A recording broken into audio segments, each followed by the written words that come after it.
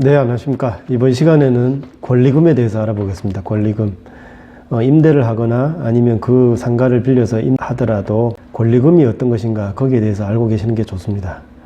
일단은 임차인 입장에서 어떤 사업을 시작을 한다. 그러면 그 사업이 잘 되기를 바라고 그렇게 잘 되는 사업을 근거로 해서 그 다음 사람에게 그 사업을 소정의 금액을 받고 넘길 수가 있습니다. 앞에 영업을 열심히 해서 단골 손님을 만들어 놨고, 그리고 앞에 인테리어를 했는 돈도 있을 수가 있고, 그리고 그 영업을 하는 노하우 같은 게 전수가 될 수도 있겠죠. 그러면 그 다음 임차인에게 모든 것을 주면서 여기에 대한 대가를 달라. 이것이 권리금이 되겠습니다. 권리금은 시설 권리금도 있고 영업 권리금이 있을 건데, 시설 권리금은 거기에 들어가 있는 인테리어나 그 시설, 어떤 뭐 냉장고라든지 조리기구가 있다면 그런 이제 시설에 대한 그 비용, 그것을 산정을 하는 것이고, 영업 권리금은 내가 가진 노하우로 해서 음식점을 했다면 이제 특별한 음식을 만드는 기술, 뭐 조리 방법 이런 것까지 전수를 한다면 그것이 영업 권리금이 되겠습니다. 거기에 단골 손님과 이때까지 광고를 많이 해서 이 자리에 이런 업을 하고 있다 알렸으면 그것마저도 영업권이 되겠죠. 이 영업권은 보통의 가게에도 적용이 되겠지만 그거 외에 어떤 회사라든지 아니면 뭐 어린이집, 어떠한 사업이든지 영업권이 인정이 될 수가 있겠습니다. 그래서 시설 권리금과 영업 권리금, 그리고 그 외에 바닥 권리금이 있을 수 있습니다. 바닥 권리금은 임대인, 건물주가 상가의 위치가 워낙 좋아서 통상적으로 주변에서 얼마의 권리금을 받고 신규로 세를 놓더라도 임차인에게 요구를 하는 그런 바닥 권리금이 있을 수도 있습니다.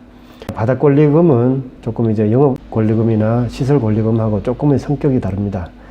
영업이나 시설 권리금은 그 다음 임차인에게 요구하는 것이 당연할지인데, 바닥 권리금은 분명히 임대인, 건물주에게 주고 들어온 것이기 때문에 그것을 임대인에게 다시 요구를 하는 경우가 많지만, 그마저도 권리금의 성격이 있다면 그것을 얼마를 책정을 할 것인가, 아니면 나중에 그 영업의 시기가 일정 기간 채워지지 않았을 때 임대인에게, 건물주에게 얼마를 요구할 것인가, 이런 것은 조금 복잡한 문제가 되겠습니다. 일단 이렇게 권리금에 대해서 우선적으로 알아봤는데, 거기에 관계되는 여러 가지 질문에 대해서 또 답을 한번 드리겠습니다. 임대인 사정으로, 그러니까 건물주 사정으로 임대차 계약이 해지된 경우, 그렇게 해서 권리금을 임차인이 나중에 그 다음 임차인에 대해서 받지 못하고 나오는 경우 손해배상 청구를 할 수 있습니까? 이렇게 물어오셨는데, 임대인의 잘못이다. 임대인이 무언가를 잘못하고 아니면 그 임차인에게 건물을 사용을 옳게 못하도록 해서 그것 때문에 그 다음 임차인에 대해서 권리금 수수를 방해했다. 그러면 당연히 임대인의 잘못으로 물을 수가 있겠습니다. 그런데 이런 경우는 권리금과 관계되기 때문에 임대인이 그것을 관여하지 않았다, 아니면 거기에 대해서 임차인이 그만큼 주고받았는 것을 나는 모르겠다, 이렇게 주장을 할 수가 있기 때문에 복잡한 얘기는 되겠지만, 상식적으로 생각을 해본다면 남아있는 임대차 기간에 대해서 현재 임차인이 주고 들어왔던 금액에 대해서 남아있는 임대차 기간 동안 상응하는 비율이 얼마인가 따져가지고 그 남아있는 권리금을 요구를 하는 것이 합당할 것입니다. 그렇지만 서로 간의 이해관계나 여러 가지 정황을 봐야 되기 때문에 조금은 복잡한 문제가 될 것 같습니다. 두 번째 질문으로, 어떤 분이 이제 꽃집을 운영을 하다가 집에 보면 이제 커다란 냉장고가 있고 뭐 이렇게 꽃을 보관하는 냉장고가 있을 수 있는데, 그거 외에 개인적으로 쓰는 작은 냉장고가 있었는데 그것까지 이 권리금 계약을 그 다음 임차인에게 대해서 했는데 그것까지 놓고 가지 않았다고 이제 그 냉장고는 누구의 소유냐 이렇게 물어왔습니다. 이렇게 어떤 이제 권리금 계약을 하는데 개인적으로 사용하는 물품이었다 그러면 보편적으로 거기에 영업과 상관이 없다면 빠지는 게 보통인데, 하지만 새로운 임차인 입장에서는 매장의 안쪽에 그 냉장고가 있었기 때문에, 그리고 그것이 구체적으로 언급이 되지 않았다면 논란의 여지가 있습니다. 그래서 권리금 계약을 할 때는 안에 있는 물품이나 어떤 시설에 대해서 하나하나 지적을 해가지고 그것이 포함된다, 제외된다 이렇게 얘기를 해주는 것이 나중에 어떤 논란거리를 잠재우는데 쉬울 것 같습니다. 그래서 현재 이분이 질문하셨듯이 그 냉장고는 포함이 안 되는데 어떡합니까 했으면 당연히 빠져야 되겠지만 조금의 논란거리가 있습니다. 잘 협의를 하시면 좋겠지만 영업과 상관이 없다면 빠지는 것이 맞겠습니다.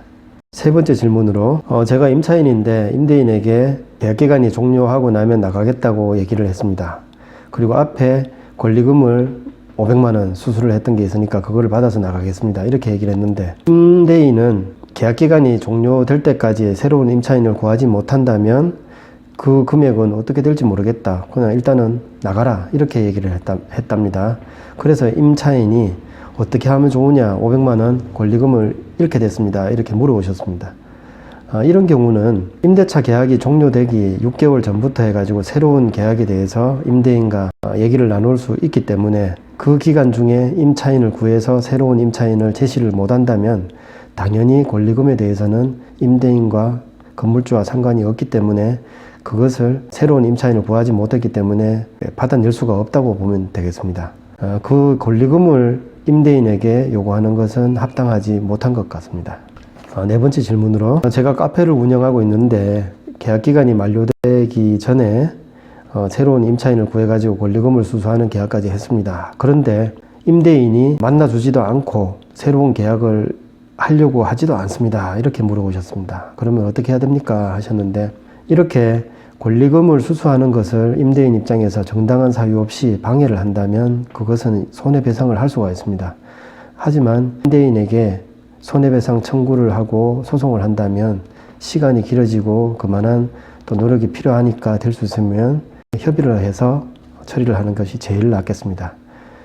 정당한 사유 없이 새로운 임차인과의 계약을 거부를 해서 현재 임차인이 권리금 수수가 방해가 된다면 그것은 임대인 잘못이고 그 손해배상을 해야 될 책임이 있습니다. 하지만 이런 것이 법정에서 소송을 통해서 가려진다면 상당히 어려운 일이고 복잡한 일이니까 될 수 있으면 원만하게 처리를 하시는 게 제일 낫겠습니다. 권리금을 받고 새로운 임차인에게 양도를 했습니다.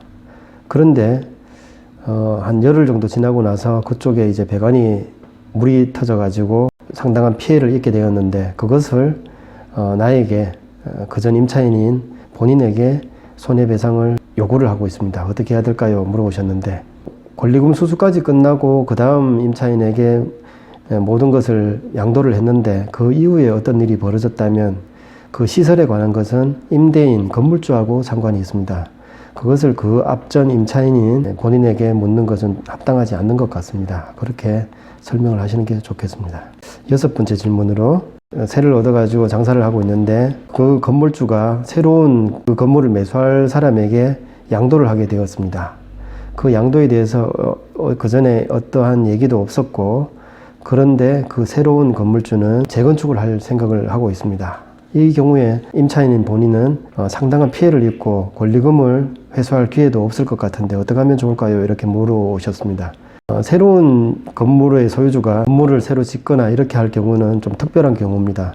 재건축에 대해서 사전에 임대차 계약을 할 때 설명이 있었고 그것을 알고 있었는 상황이고 재건축이 합당하고 건물이 이제 노후가 되어서 위험하다든지 아니면 전체적으로 일대가 이제 재건축이 들어간다든지 이런 경우가 아니고서는 임차인의 정당한 권리금 수수 그 다음 임차인에 대한 행위를 방해해서는 안 된다고 되어 있습니다. 그래서 그것이 합당하지 않고 그렇다면 새로운 건물주한테 정당한 이제 보상을 요구를 하는 것이 합당하다고 봅니다. 그것이 아니고 새로운 이제 건물을 짓는 것이 정당하다면 어쩔 수가 없겠죠. 조금 다툼이 있다면 또 서로 간에 이제 소송이나 이런 게 필요할 것 같은데 모든 것이 원만하게 해결이 잘 되었으면 좋겠습니다.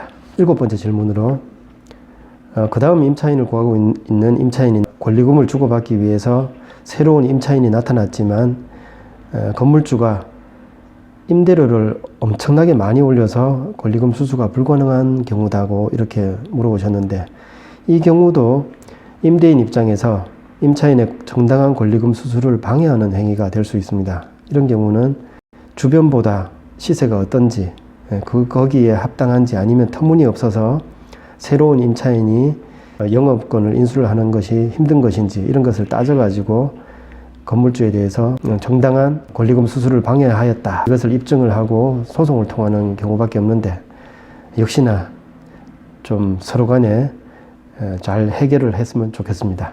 8번째 질문으로 제가 여기 임차를 할 경우에는 권리금이 없었습니다. 장사를 열심히 하다 보니까 그 다음에 새로운 임차인을 구해가지고 그쪽에 이제 권리금 수수를 할까 생각 중인데 가능한가요? 그 전에 본인은 권리금 없이 들어왔지만 그 다음에 권리금을 받고 나갈 수 있느냐 이렇게 물어보셨는데 그것은 당연합니다. 영업을 열심히 했고 그 노하우가 쌓였고 본인의 노력으로 얻게 되는 이익이기 때문에 그것은 임대인이든 뭐 방해를 하지 않는 것이 합당하겠습니다. 오늘 이렇게 여러 가지 경우의 권리금에 대해서 알아봤습니다. 권리금이라는 것은 임차인의 노력으로 인해서 얻게 되었는 시설이나 영업에 대한 그 보상이기 때문에 임대인과는 상관이 없고 임대인이 혹시나 권리금 수수에 대해서 방해를 하거나 의도적으로 그것을 못 받게 했다면 손해배상 청구를 할 수가 있습니다. 임차인은 사업을 열심히 해가지고 상당한 권리금을 받게 되었다면 합당하게 보상이 될 수도 있습니다. 그 다음 임차인에게 거기에 상응하는 권리금을 받고 넘기는 것이 정당합니다. 오늘은 이렇게 권리금에 대해서 알아봤습니다. 다음번엔 다른 것으로 또 찾아뵙겠습니다. 감사합니다.